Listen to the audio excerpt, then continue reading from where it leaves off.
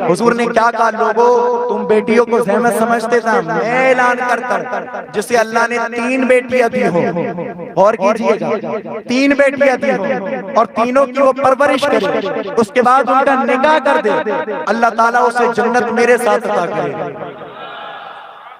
جن بیٹیوں کو ستایا جاتا، حق کس نے دیا بیٹیوں کو؟ مصطفیٰ نے دیا نا بھائی، تو بولے نا زور سے کس نے دیا؟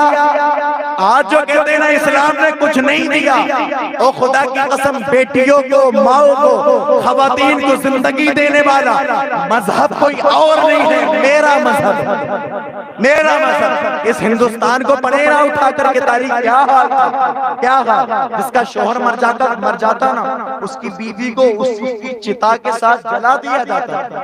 یہ ہندوستان کی تاریخ ہے، لیکن میرے مصطفیٰ ہے جلانا نہیں ہے، یہ بھی تو انسانی ہے۔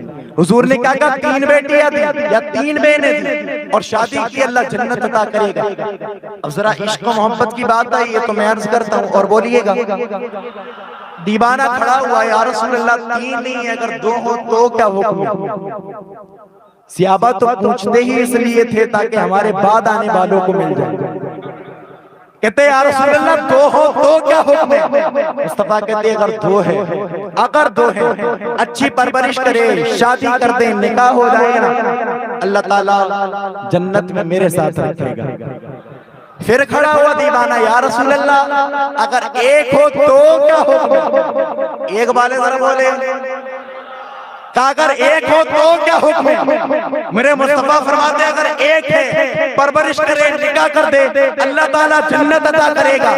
ایک دیوانہ پھر کھڑا ہو گیا، یا رسول اللہ اگر 1 بھی نہ ہو تو کیا کرے؟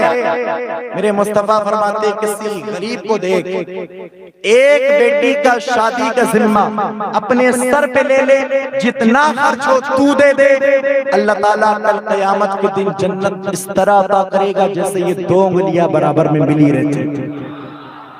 یہ بیٹیاں ہوتی، صاحب بتاؤ، یہ میرا مذہب جہاں پر بیٹیوں کو تڑپانا فخر سمجھا جاتا، بیواؤں کو تڑپانا یہ شان ہوتی تھی، لیکن میرے مصطفیٰ نے ایسے عالم میں اعلان کیا ستانا نہیں، یہ تو جنت دلائیں گے، یہ تو جنت میں لے کر کے جائیں گے۔ اور دوسری حدیث میرے مصطفیٰ فرماتے کل قیامت کے دن جب ایک باپ کا حساب ہو گیا ہوگا، جہنم کی طرف فرشتے لے کر کے جا رہے ہوں گے، یہی بیٹی ہوگی جہنم کے دروازے پر کھڑی ہو جائے گی، کھڑی ہونے کے بعد کہے گی اور یہ میرا باپ ہے، اس نے میرے لیے سب کچھ کیا، اس نے میرے اوپر خرچ بھی کیا، اس نے عزت کے ساتھ مجھے گھر سے رخصت بھی کیا، اب میں یہ چاہتی ہوں کہ میں جنت میں اگر جاؤں نا تو اپنے باپ کو بھی لے کر کے جاؤں۔ میرے حضور کی حدیث کا مفہوم سرکار فرماتے گنہگار، خطاکار، سیاکار سب کچھ تھا، لیکن اللہ تعالیٰ اسے بیٹی کے صدقے میں معاف کرے گا۔ بیٹیاں، میں آپ سے بھی کہتا ہوں بیٹیاں بوجھ نہیں ہوتی۔ ہاں آج دیکھا جاتا ہے نا جی، اگر بیٹیاں پیدا ہو جائے نا گھر پر، بیٹی کا جنم ہو جائے تو دادی کا تو منہ ہی پھیل جائے۔ ہاں اگر اس کا پوتا آ جائے، ناتی آ جائے تو پورے محلے میں مٹھائی بانٹتا۔ ابھی مراد آباد کے قریب کی بات نا، ہمارے علاقے میں ایک دادا تھا، 80-90 سال کی عمر تھی، اسے پتا چلا کہ میرے بیٹے کے یہاں پر بیٹی کا جنم ہوا، اس کو جیسے ہی خبر دی بے ہوش ہو کر کے گر گئے۔ کیوں گرے؟ بیٹی آ گئی، سچی بات میں بتا رہا ہوں، بے ہوش ہو کر کے کہ بیٹی کیوں آ گئی، بیٹا آنا چاہیے تھا۔ یہ ہمارا معاملہ ہوا کیا، بیٹا آئے گا پورے محلے میں مٹھائی بانٹنا، بیٹی آئی ختم، منہ ایسے اتر جاتے جیسے انتقال ہو گیا۔ ہاں لیکن میں آپ سے کہتا ہوں خدا کی قسم، بیٹا بھی اللہ کی نعمت ہے، لیکن یہ جو بیٹی ہوتی ہے نا، یہ صرف نعمت ہی نہیں بلکہ اللہ کی رحمت لے کر کے آتی ہے، اللہ کی رحمت۔ میرے حضور گزر رہے ایک راستہ سے، دیکھا ایک گھر پر نور کی بارش ہو رہی، صحابہ عرض کرتے یا رسول اللہ اس گھر میں کیا ہے؟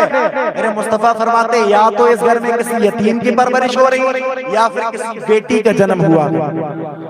یہ بیٹیاں ہوتی تو بیٹیوں سے بے وفائی نہیں کرے، ان پر ظلم نہیں کرنا، بیٹیاں اللہ کی رحمت ہوتی، اور باپ کو اللہ تعالیٰ بیٹیوں کے صدقے میں بخشش کا پروانہ بھی عطا کرے گا۔